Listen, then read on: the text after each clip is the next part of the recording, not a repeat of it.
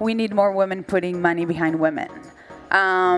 Yesterday I was at this lunch. It was 25 men, and we're all EPs, and I was the only woman. And it is what it is at the moment, but I think it is shifting. I think women are taking a little bit more of a leadership position in investments and as directors, and they bring money as well. And obviously we're seeing more female directors and female producers and female writers. So it's shifting. The percentages are still not close to being 50-50.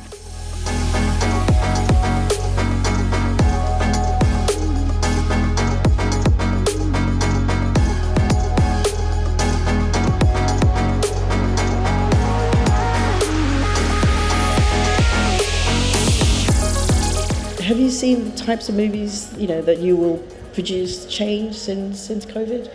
I know there's obviously, we talk about documentaries, there's more feature docs, etc. But in terms of the genre or the type of films that you are now producing, is that changed? Have you had to adapt? Personally, no. I don't understand why film should change at all. I mean, this is like the boring stuff, like the bonds and the insurance. But at the end of the day, you're working with writers and directors who have a vision. And I guess you get creative about how you do things now a little differently. But at its core, I don't think anything has changed at all. I think, if anything, we appreciate what we do more now, as opposed to before. We took it for granted. And I think we all had to bend over backwards to do things.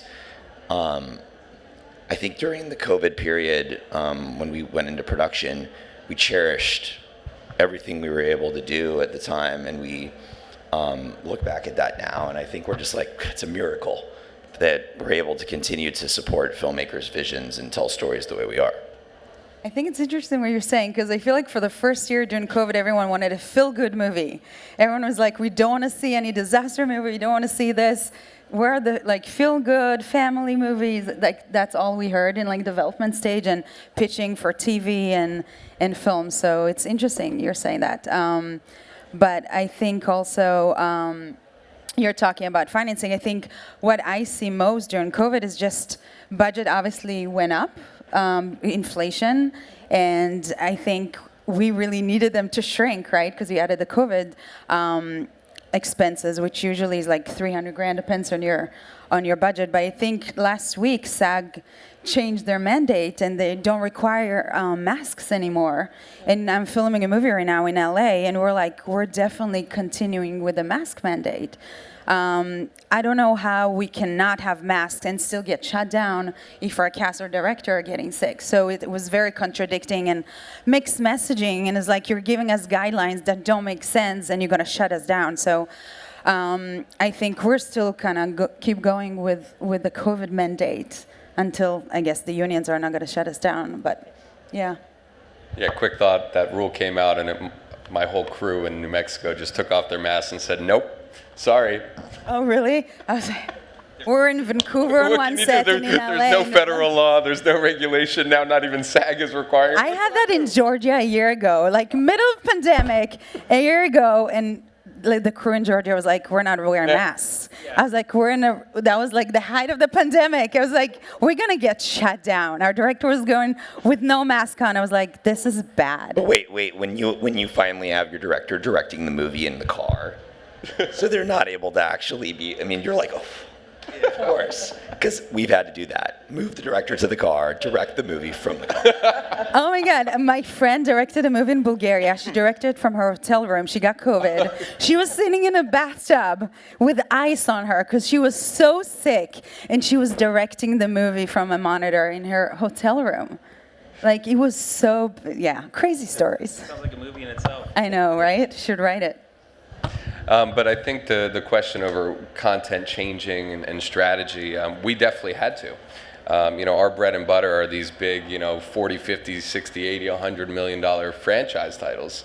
And you just couldn't do it. right? Expendables 4 that we finally got done last September, was 14 movie stars across London, Greece, and Bulgaria, right? Massive undertaking. So the first film that I did at the start of COVID, it was basically 5 people in a house, right? A thriller that went over well. And since we couldn't get these bigger films up and running, we've done, several horror films as well.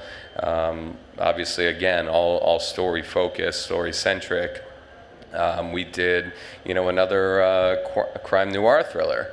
And another action film, and now the world, as it's starting to open up, don't get me wrong, we're still going to be doing those things. I think Nate is right in that sense. We're not changing the stories we're telling, but just our focus of what you can do and how we do it.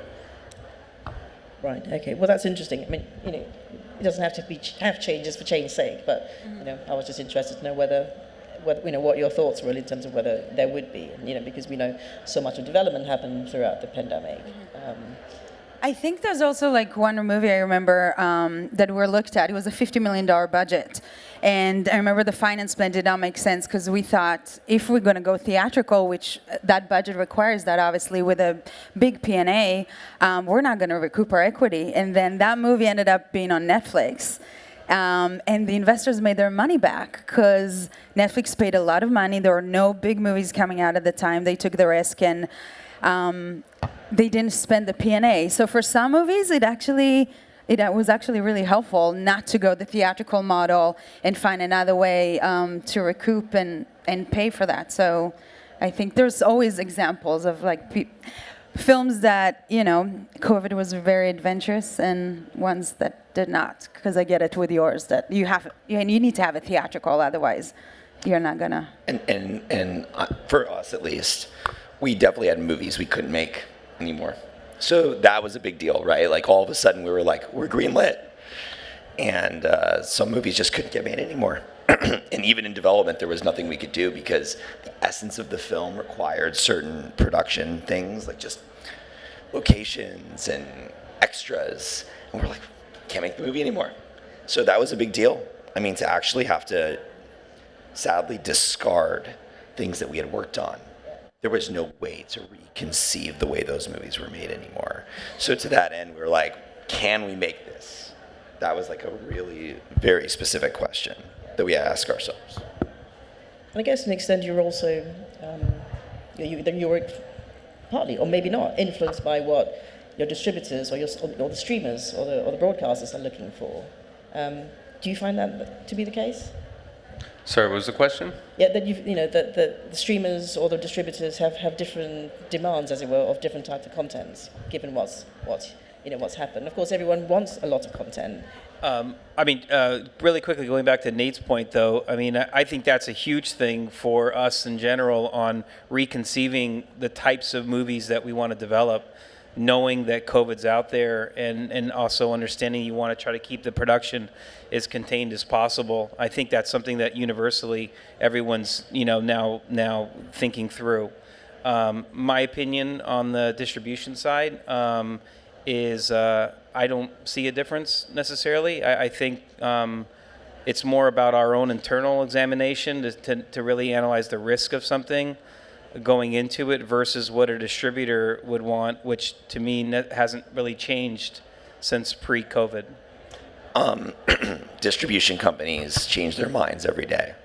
I was about to say that. If I knew what the streamers want, that would be really great. I don't think the streamers know what the streamers want. So, algorithmically, they'll be oh, we want this, and then the next day they change their minds. Right. So COVID had no impact on that.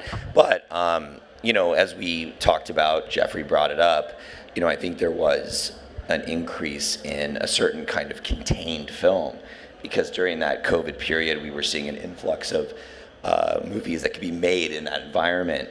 So all of a sudden, distributors are can we just not have it be so contained anymore? Can we get outside the house? Of course, whatever you want. I would say from the distribution side, there has been changes. They want more content, right? They obviously want bigger content, but all of the things that they've historically wanted, they still want. There is an incredible demand for it. But COVID was kind of an interesting catalyst in a lot of ways. You know, I'll tell you a funny story. We're sitting with one of our distributors in Scandinavia, and outdoor advertising is always one of these things we debate. It's like, it's too expensive, why do it? It doesn't work, it doesn't drive tickets, right? And everyone always wonders, but no one ever tried. And these guys had a big movie they were releasing, and they, for whatever reason, forgot to book the outdoor ads. And they're like, oh no, like opening week, the movie, like huge success. And they're like, wow, we didn't really need those, right? And so kind of reminded me of that with the movie Outpost. We had, you know, it's gotta be theatrical, it's gotta be theatrical. There's no theatrical, what do? We put it out, you know, everywhere we could. And the film was a huge success. And what that showed us is that there are many other avenues. And so now we're actually making even more films. Films for the digital platforms, for releasing, films for streaming, films for theatrical. And I think that's the change in the buying habits, because there are more matured distribution means in a lot of countries, and the catalyst was COVID. Right. John, I'm assuming you're quite agnostic in terms of, you know, what demands or what type of films are in demand. Yeah, we're completely agnostic. We're just the capital. But one thing to answer your question about what's changed, I think we see a lot more demand for series. So we do scripted TV series as well, and because it's very similar budgets to financing sort of a larger film to do a season of a series. You get more from the distributor's perspective, you're getting more for your dollar, right? Now you've got something that people can watch for, 12 hours at a time, if you like Ozark.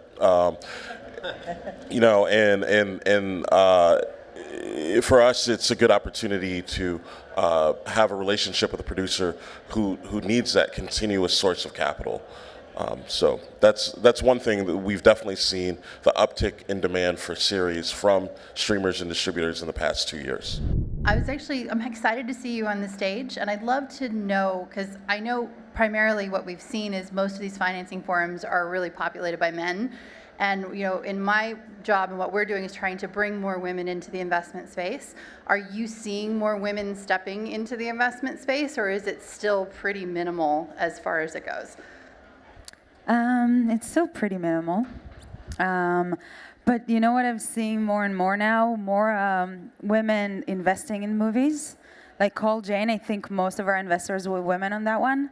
I think 5 different investors out of the entire equity pool, and that was $4 million of equity. So that was really exciting. And I was just speaking yesterday in Power of Women, the summit, and we're all women. And I think the main thing that I think needs to change is we need more women putting money behind women. Yesterday I was at this lunch. It was 25 men, and we're all EPs, and I was the only woman. And it is what it is at the moment, but I think it is shifting. I think women are taking a little bit more of a leadership position in investments and as directors, and they bring money as well. And obviously we're seeing more female directors and female producers and female writers. So it's shifting. The percentages are still not close to being 50-50 at all. But I champion women. I have a nonprofit that does create opportunities for women, for female filmmakers for the last 5 years. So I think it's my responsibility as well to create other opportunities for women and champion the women in the room. Because they're not there really, like it's not an exception, right? And I don't know, it's because women are less comfortable talking about money or doing business. I'm not really sure what it is. But most of my investors are men. And I think at the end of the day, it's up to me to prove that I'm responsible with their money, and then they will come back and do more. And I think our business has a tendency to have not a great reputation around financing and equity and people losing money, and I think we have to change that, because it's not it's not a one film and you're done, right? You're there for a marathon, for a long game, and you're building relationships. So I think at the end of the day is just really creating reputation for who you are, for how you, for your name, the movies that you make good movies, and I think the money will come. I do think that, so we have two very wonderful, powerful women who are part of the venture capital firm that we work with, which is unusual for film finance. But there's some incredibly powerful women on the legal side that really make a lot of the financing tick the way it does, and on the banking side as well. So when we're dealing with whether it's a media bank type lender relationship or equity like Lee, we're totally seeing it. For us, I think it's more about how do we ensure that from a filmmaker standpoint as well, are the stories being told with the right perspective, and then when you can add that extra layer of yes, but on top of that, exactly. And I think that the narrative is really important because it's not just about can you tick the box. Is the collaboration fair, and is it really equitable for everyone involved? And that's an important detail, and I definitely consider it. I look at it very closely.